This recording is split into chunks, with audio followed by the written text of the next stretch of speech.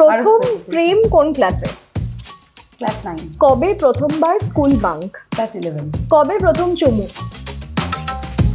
যে ঘটনাটা ঘটেছিল তোমার সাথে কলকাতা শহরের বুকে, যেখানে তুমি জন্মেছো বড় হয়েছো, সেখানে তোমার গাড়ির কাঁচ ভেঙে দেওয়া হলো। তো একটি মেয়ের মিনিমাম নিরাপত্তা বোধহয় আজকের ডেটে আমাদের এখানে নেই। তুমি লাইভ করলে, তুমি মানে কেঁদে ফেলেছিলে, মানে তুমি এতটাই শকড।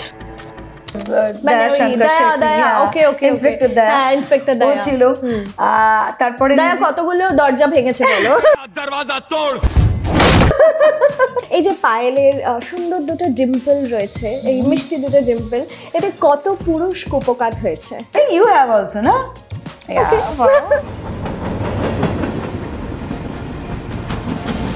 থাম্বনেল দেখে নিশ্চয়ই বুঝে গেছেন যে আজ কার ইন্টারভিউ করতে চলেছি। হ্যাঁ, ভীষণ সুন্দর দেখতে আজকে যার ইন্টারভিউ করতে চলেছি, আর তার ভীষণ সুন্দর একটা অফিসও আছে, আর সেই অফিসেই আমরা বসে আছি। আমার সঙ্গে রয়েছে Payel Mukherjee. Payel, welcome to Adda station. Thank you. নমস্কার ভিউয়ার্স, আমার খুব ভালো লাগছে, আমি তোমাদের এই প্রোগ্রামটা দেখতে থাকি এবং মানে আমি আজকে এখানে আসতে পেরে আমার সত্যি খুব ভালো লাগে।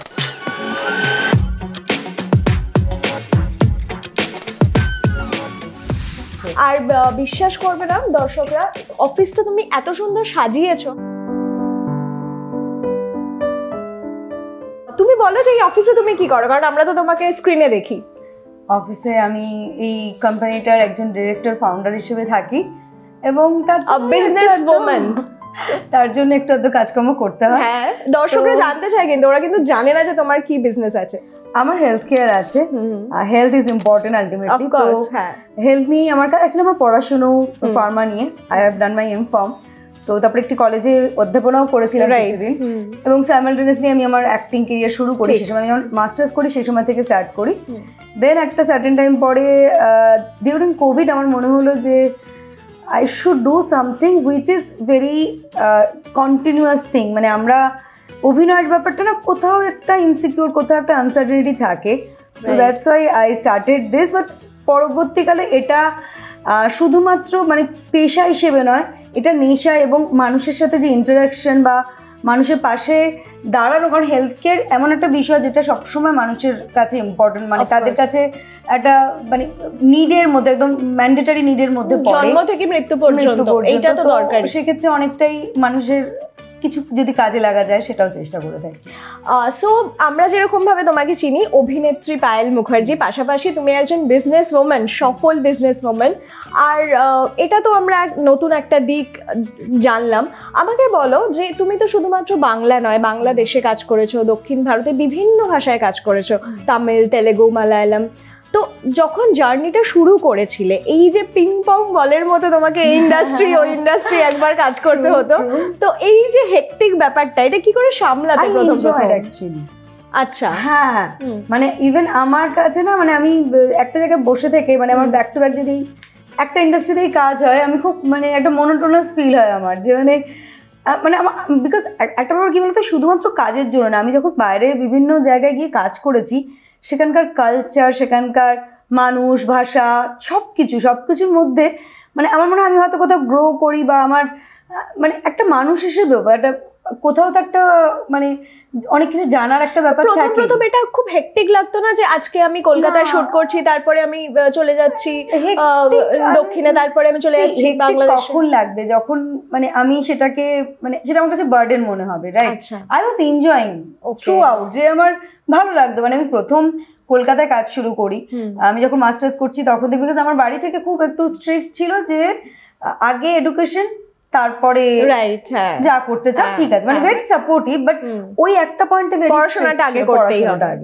সো গ্রাজুয়েশনের পরে মানে আমি বিফার্ম করি এবং গেট কোয়ালিফাই করি, এবং বাবাকে যখন আমি চাকরিও বেশ কয়েকটা অফার পেয়েছি, বাবাকে বললাম এবার আমি করি, বিকজ আমি ক্লাসিক্যাল ট্রেন ডান্সার ছিলাম, আমি কত্থক ডান্সার। তো সেটার থেকেই আমার ওই হয় না যে মানে এই ক্রিয়েটিভ আর্টের প্রতি একটা ভালোবাসা তৈরি হয়, বা আমার ইচ্ছে হয় যে আমি যদি অভিনয়টা করি বা এরকম। তো তখন বাবা না করেনি। তো যখন মাস্টার্স করি তখন থেকেই শুরু করা কাজ, এবং প্রথমে ওয়ার্কশপ, থিয়েটার এগুলোও করি। তারপরে যখন কাজ শুরু করি তারপরে আমার 1-1.5 বছরের মধ্যে আমার বাংলাদেশেরও, বিকজ তখন বাংলাদেশ এবং ইন্ডিয়া জয়েন্ট ভেঞ্চার কাজ হতো, এটা আমি 2016-17 কথা বলছি। তো আমি প্রথম 17-18-তে আর কি আমি বাংলাদেশে কাজ করেছিলাম। 18-তে আমি শাকিব খানের সাথেও কাজ করেছি ক্যাপ্টেন খান ছবিতে, জানি তো। এবং তারপরে 2019-20-তে আমি একটা ছবি করি গন্ডি বলে, যেটা 2021-এ 3টে ন্যাশনাল অ্যাওয়ার্ড পায় বাংলাদেশে। তো সেরকম আর কি বাংলা এবং বাংলাদেশের চ্যাপ্টারটা তখন আমার কলকাতা এবং বাংলাদেশ চলছে। ওকে। ডিউরিং কোভিড এর আগে আমি আরেকটা বাংলাদেশের ছবি করতে গিয়েছিলাম রামোজি ফিল্ম সিটি। ওকে। সেখানে করতে গিয়ে আমার কাছে ফার্স্ট একটা তেলেগু মুভির অফার আসে, তখন আমি ইয়েস বলি। আচ্ছা। ওটা বাংলাদেশ ইজ ফাইন, মানে দ্য ল্যাঙ্গুয়েজ, দ্য কালচার, আমি অনেকটা বাংলা সিমিলার, কিন্তু তেলেগুটা তো অন্য। বাংলাদেশে যাওয়াটা আরো মজা ছিল। আচ্ছা। কারণ মানে এত খাবার, এত টেস্টি বাঙালি হিসেবে সবাই আমরা মানে খাদ্য। তো বাংলাদেশে কি পছন্দ ছিল বাংলাদেশে সব থেকে খাবারের মধ্যে? ইলিশ মাছ। হ্যাঁ, মানে এটা তো কলকাতা ভর্তা। আচ্ছা, ওকে। 10 রকমের শুধু ভর্তা থাকে বাংলাদেশে খাবার দিলেই। আচ্ছা। এবং আর তাছাড়া একটা কথা, ওখানে শুটিং এ মানে আমাদের কি থাকে, আমরা মানে আমাদের যেটা থাকে ওটা আমাদের জল খাবারেরও মানে ওরা খাবে না এরকম। ওখানে শুটিং এ আই থিঙ্ক মাছ 3 রকমের, মাংস মানে বিফও থাকে অবভিয়াসলি, কিন্তু চিকেন মাটনও থাকে, 2-3 রকমের মাছ থাকে, ডিম থাকে, মানে নন ভেজে কমসে কম 8-10 রকমের আইটেম। তুমি তো ভেজ খেতে ভালোবাসো আমি যতটা জানি। হ্যাঁ, ভেজ খেতে ভালো তো বাসি, কিন্তু নন ভেজও মানে ওরা যেভাবে রাঁধে মানে খুব রিচ হয় মোস্টলি, কিন্তু স্টিল মানে মিস করা যাবে না, ভেরি ডেলিশিয়াস। আচ্ছা।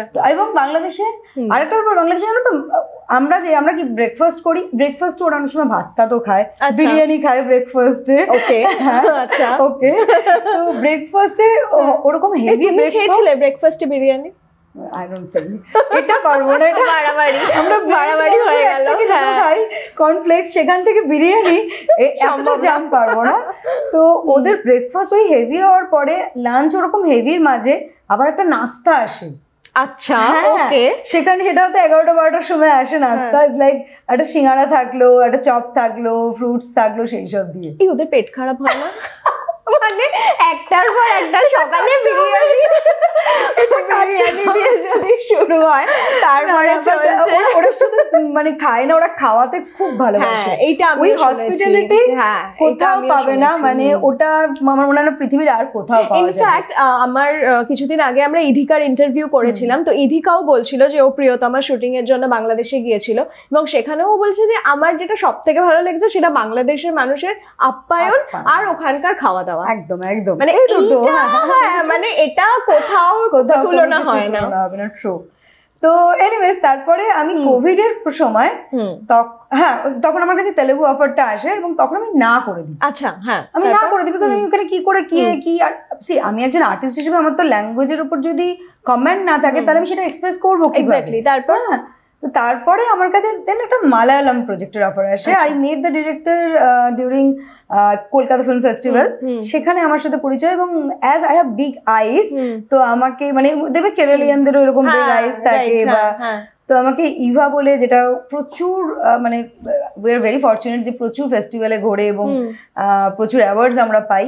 তো সেই ইভা বলে একটি মালায়ালাম প্রজেক্টে আমি কাজ করি অ্যাজ আ প্রোটাগনিস্ট, এবং সেখান থেকে আমার মনে হয় যে না, মানে language is not the medium for an actor, acting is the only medium. মানে আমি যদি এক্সপ্রেশন দিতে পারি তাহলে বাকিটা ভাষাটা ব্যারিয়ার নয়। এবং আরেকটা কথা, না এটা সাউথের ক্ষেত্রে যেটা সুবিধা হয়, সাউথে না ল্যাঙ্গুয়েজ গুলো মোস্টলি টাং মুভমেন্ট করে। ওকে, আচ্ছা, নট লিপস। আমরা যে কথা বলি আমরা খুব গোটা গোটা করে কথা বলি, আমাদের লিপস মুভমেন্ট অনেক বেশি হয়। তো যার জন্য আমাদের না ডাব করাটা বা আমাদের অন্য ল্যাঙ্গুয়েজের আর্টিস্ট এসে কাজ করাটা ডিফিকাল্ট, বাট সাউথে কিন্তু সেটা না, যার জন্য সাউথে প্রচুর দেখবে বাইরের আর্টিস্টরা কাজ করতে পারে। তাই জন্য তোমার কাজটা নিতেও মানে কাজটা করতেও সুবিধা হয়, একদম একদম ইজি হয়, এবং ওরা শিখিয়ে দেয়। রাইট, ওরা বলে আপনার কোনো অসুবিধা, মানে ওরাই আর কি পুরো একদম ওদের ট্রেনার থাকে, গ্রুম করানো বা করানো সেটা করে না। আর তুমি যেটা বলছিলে যে বাবা প্রথমে বলেননি যে অভিনয় করার, প্রথমে পড়াশোনা করতে হয়েছে, তো অভিনয় প্রশিক্ষণটা তোমার কিভাবে হয়েছিল? আমি এই KFTI যেটা Kolkata film and television institute, ওখানেও 1 বছর কোর্স করি, দেন থিয়েটার করি ওই ডিউরেশনে। এবং আমার না নিজের নিজেকে গ্রুম করে, এমনি প্রজেক্ট তো ভীষণ ইম্পর্টেন্ট, সেটার একটা ট্রেনিং হয় বা সেটা একটা ওয়ার্কশপ হয়। অডিশনস, আমি আজ পর্যন্ত কয়েকশো অডিশন দিয়েছি, বিশেষ করে বম্বেতে তো যে কোনো কাজেরই অডিশন হয়, মানে তুমি যত বড় আর্টিস্টই হও, মানে সবসময় অডিশন হয়, বিশেষ করে অ্যাড থেকে সবকিছুতে। বম্বেতে তো প্রত্যেকটা ক্যারেক্টারের জন্য অডিশন হয়।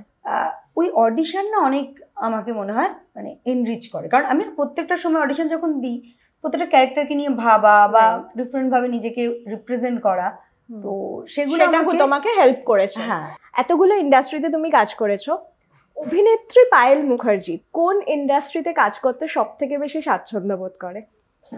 দেখো, মানে আমি যদি ইমোশনালি বলি, বাংলা, কারণ বাংলা আমার সবকিছু, এখানে কমফোর্টটা আছে না, সব থেকে বড় কথা। বাড়ি থেকে খেয়ে দিয়ে যাচ্ছি, শুটিং করছি, আবার এসে আবার গিয়ে মায়ের হয়তো মাথায় আদর করে দিচ্ছে, ঘুমিয়ে পড়ছি।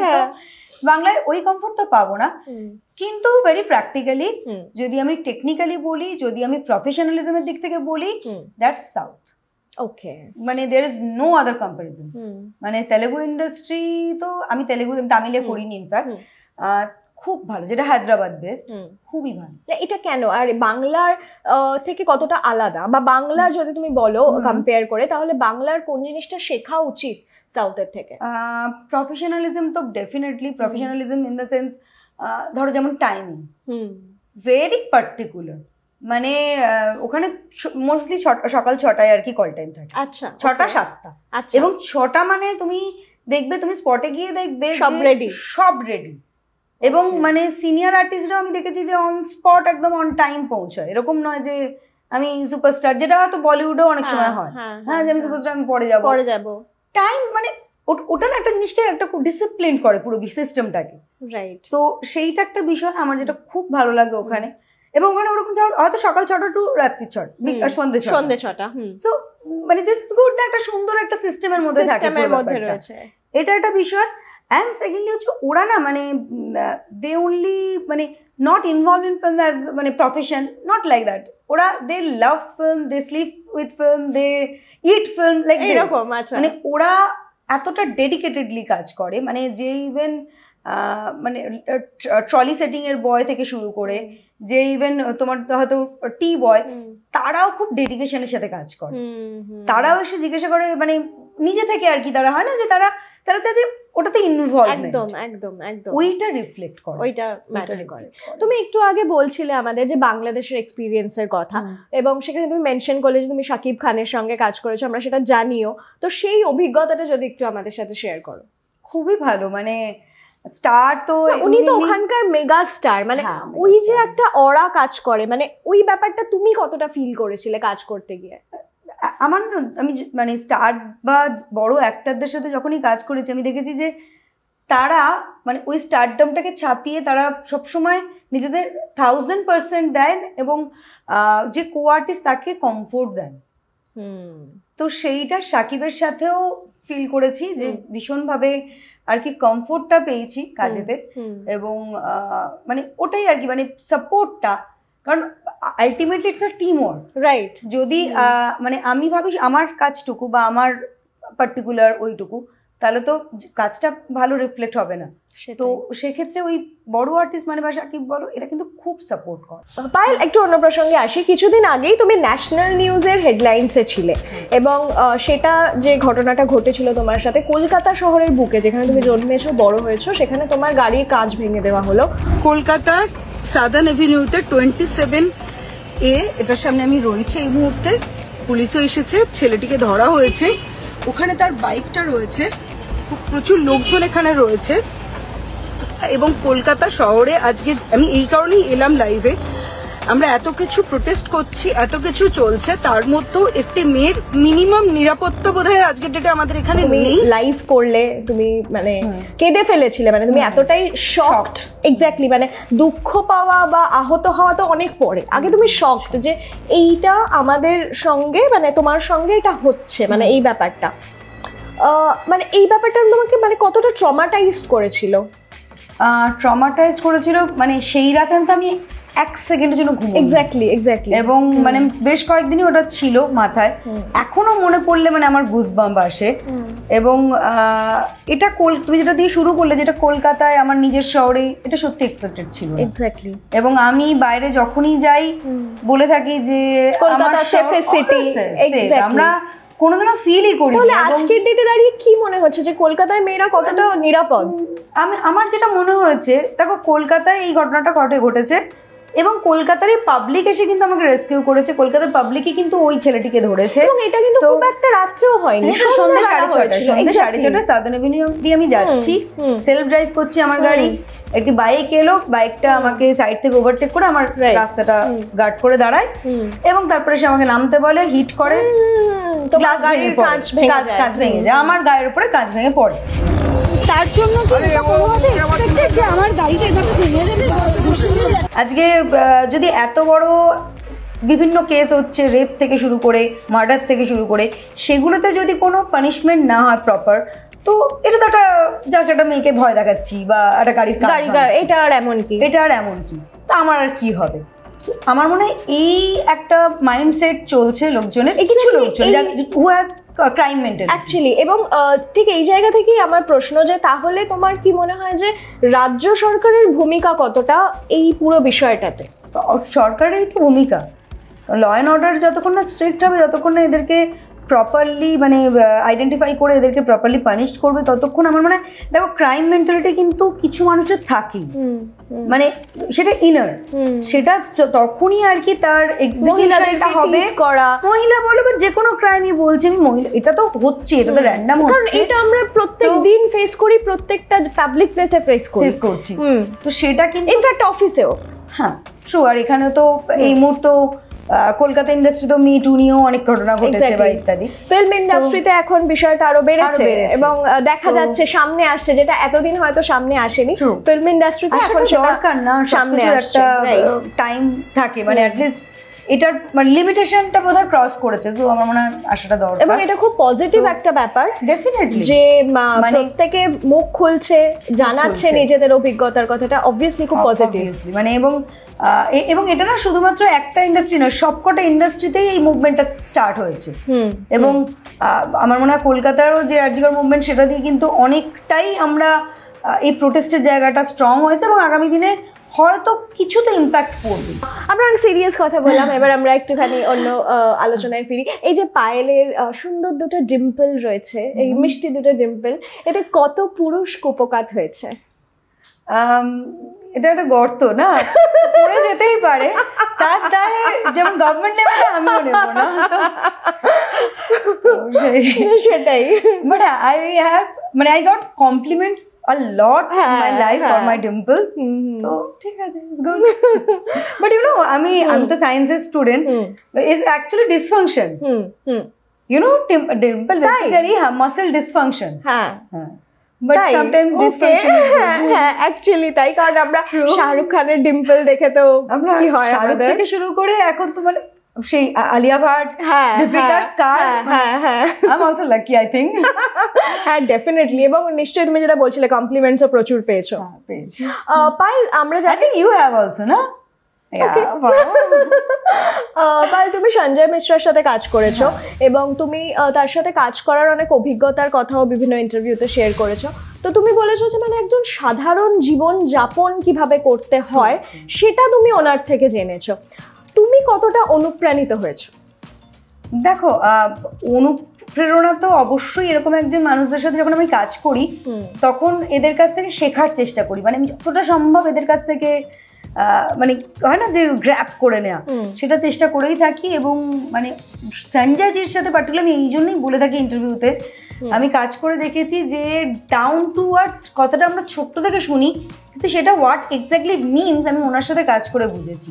মানে একজন ওরকম অভিনেতা 5 স্টার থাকছে না, সেখানে রান্না করে খাচ্ছে, গুগলি রান্না করছে, সো এই অভিজ্ঞতাগুলো নিজেদেরকেও বোঝা যে আমি কি, মানে ওই লেভেলের অভিনেতা যদি হ্যাঁ মানে এইরকম আমরা তার অভিনয় দেখে বড় হয়েছি বলা যায়, ওই লেভেলের অভিনেতাও যদি এরকম ভাবে নিজেকে নিয়ে যেতে পারে তাহলে আমরা কি, মানে আমাদের তো কোনো আমাদের একদম মাটিতে বসে থাকা উচিত। সো অবভিয়াসলি আমি সেটা চেষ্টা করি আমার লাইফেও ফলো করা। তোমার পুরুষ অনুরাগী যারা আছে তারা কিন্তু জানতে চায় যে তাদের মধ্যে কোন গুণটা থাকলে তুমি তাদের পছন্দ করবে?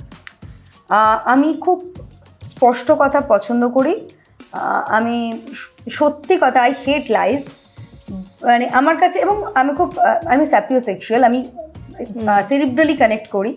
তো আমি যদি আমার মানে অ্যাজ সাচ কোনো এরকম না গুণ থাকতে হবে, there is no tick mark বা check list, nothing like that. আমার যেটা সেটা হচ্ছে যে আমি কানেক্ট হতে হবে এবং honesty should be there, that's it, there is no other checklist। এবং যারা পায়েলের প্রোফাইল ফলো করে, যারা সিরিয়াসলি ওকে ভীষণ ভালোবাসে অভিনেত্রী হিসাবে এবং মানুষ হিসেবে, তারা নিশ্চয়ই জানে যে ও সবসময় মা বাবা তাদের সাথে ছবি দেয়। স্পেশাল মানুষের সাথে ছবিটা কবে দেখবে? থাকলে দেবো, থাকলে ডেফিনেটলি দেবো, থাকলে তোমাদেরকে, আমাকে যারা ভালোবাসো আমি তো অবশ্যই তাদের সাথে শেয়ার করতে চাইবো আমার ভালোবাসার মানুষের ছবি। তো আই হোপ খুব তাড়াতাড়ি কিছু হবে। নেক্সট পুজোর আগে হবে কি? I wish. কার না ভালো লাগে যে কোনো স্পেশাল মানুষ জীবনে থাকলে। পায়েল, এখন তোমাকে আমরা নেক্সট কি কি প্রজেক্টসে দেখতে পাবো? একটা ছবি আছে যেটা আমি ভেরি এক্সাইটেড, মন ফাকিরা, প্লিজ বলো। যেটা অমিতাভ ভট্টাচার্য ক্রিয়েটিভ, যে রক্তকরবী করেছিল, অনির্বাণ আছে। ওই ছবিটা আমি ভীষণ এক্সাইটেড বিকজ আমি এখানে প্রস্টিটিউটের ক্যারেক্টার করি, বাট দ্যাটস নট দ্য মানে কি পয়েন্ট। আমি প্রস্টিটিউট এবং ডোমের ক্যারেক্টার করে সায়ন। ওকে, হ্যাঁ, এবং এই প্রস্টিটিউট অ্যান্ড ডোমের একটা প্লেটোনিক লাভ। ওকে, আচ্ছা আচ্ছা। এবং আরো অনেক কিছু আছে সেখানে, অনেকগুলো ট্র্যাক আছে, এবং মানে দিস ইজ অ্যাকচুয়ালি মানে ভেরি লুকিং ফরওয়ার্ড, খুব ভালো একটা ছবি আসতে চলেছে। তো এটা আমার কলকাতা, এবং আরও কিছু কলকাতায় আছে ছবি রিলিজ।